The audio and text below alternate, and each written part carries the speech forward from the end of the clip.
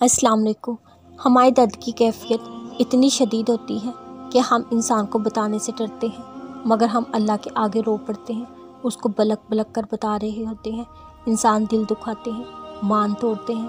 टूटे दिल की सदा जब अर्श पर जाती है तो अर्श वाला अपने हसार में लेते हैं, अपने बंदे का दर्द चुन लेते हैं। जिस तरह इसने हज़रत मूसा अलैहिस्सलाम के लिए दरिया में रास्ता बनाया था, तुम्हारा भी वही रब है, वो तुम्हारे लिए भी रास्ता बनाने वाला और बनाएगा इंशाअल्लाह। अल्लाह खुद ही सुन लेता है खामोश दिल की सदाएं। उसके सामने अल्फाज को जोड़ना नहीं पड़ता। उसके सामने दर्द की शिद्दत की वजाहत करने के लिए बेहतरीन जुमले नहीं चाहिए होते।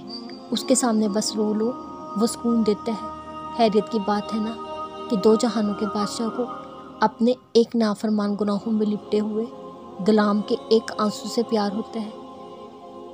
मुझे कभी कभी रश्क आता है, मुझे अल्लाह ने इंसान बनाया, मुझे गम दिया, क्योंकि अगर ये गम ना दिया होता मैं इस दुनिया की पहचान कैसे कर पाती।